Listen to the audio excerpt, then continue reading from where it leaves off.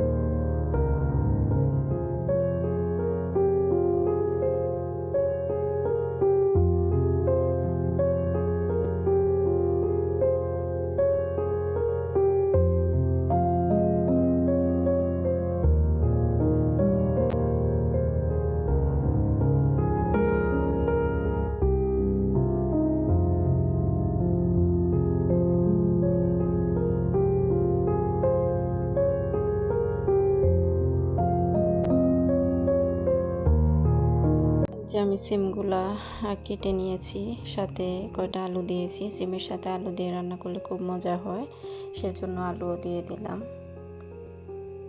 আমি সিমের আলুগুলো ধুয়ে নিয়েছি।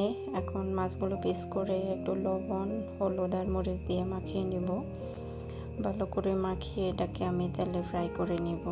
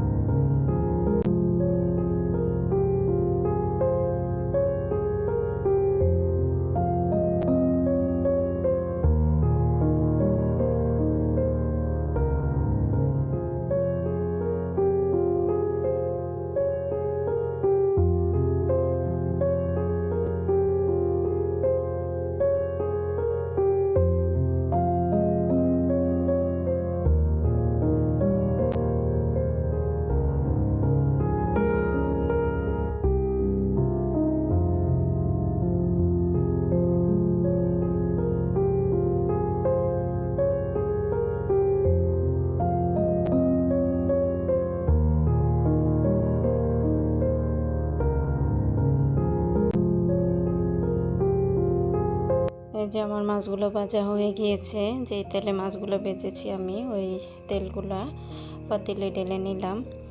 এই তেলের মধ্যে আমি পেঁয়াজ কুচিটা ভালো করে ভেজে নিব।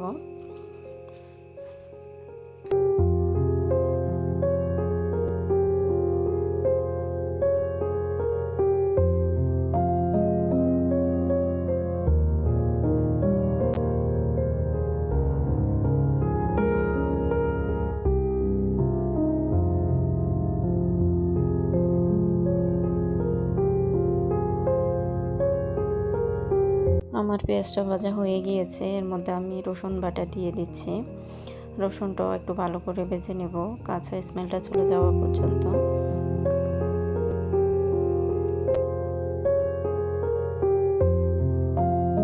এখন আমি অ্যাড করে দিব কাঁচামরিচ আর ফ্রোজেন টমেটোটা। এটাকে আমি ভালোভাবে মিক্স করে নিব গলে যাওয়া পর্যন্ত। এখন আমি এটা ফ্রোজেন টমেটোটা এখানে ইউজ করতেছি। যখন আমার সিমটা কষানো হয়ে যাবে মাছগুলো দিয়ে দিব। মাছের সাথে আমি ফ্রেশ টমেটোটা পিস করে তখন অ্যাড করব। এই যে আমি হলুদ আর মরিচের গুঁড়াটা অ্যাড করে দিলাম। লবণটা আমি আগেই অ্যাড করেছি। পরে চেক করে যদি প্রয়োজন পড়ে দিব, না হলে এটাতে হয়ে যাবে ইনশাল্লাহ। এই মশলাগুলোকে আমি ভালোভাবে কষিয়ে নিচ্ছি। ভালোভাবে কষিয়ে নিয়ে আমি এখানে অল্প পরিমাণে পানি অ্যাড করব, যাতে মশলার কাঁচা স্মেলটা চলে যায়। পানি অ্যাড করে আমি একটু নাড়াচাড়া করে এটাকে ঢাকনা দিয়ে ঢেকে দিব।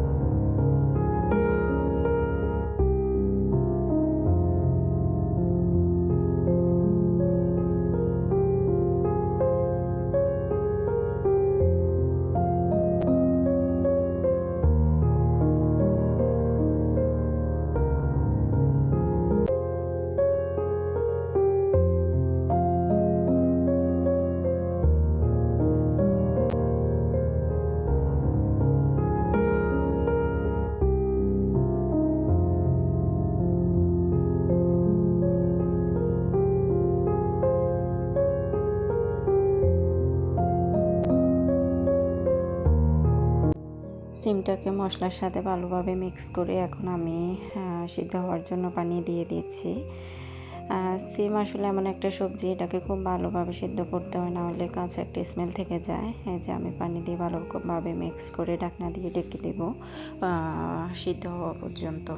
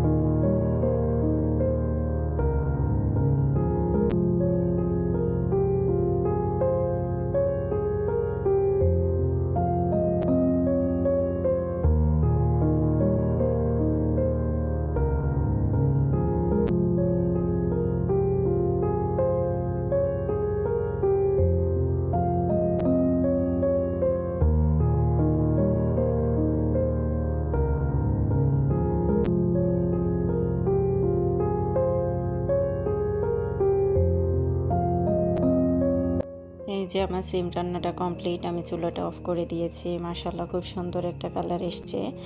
তো আপনাদের যদি আমার রেসিপিটা ভালো লেগে থাকে তাহলে অবশ্যই বাসায় ট্রাই করবেন, আর সবসময় আমার পাশে থাকবেন, আমাকে সাপোর্ট করবেন। সবার সুস্থতা কামনা করে আমি এখানে বিদায় নিচ্ছি। সবাই ভালো থাকবেন। আল্লাহ হাফেজ।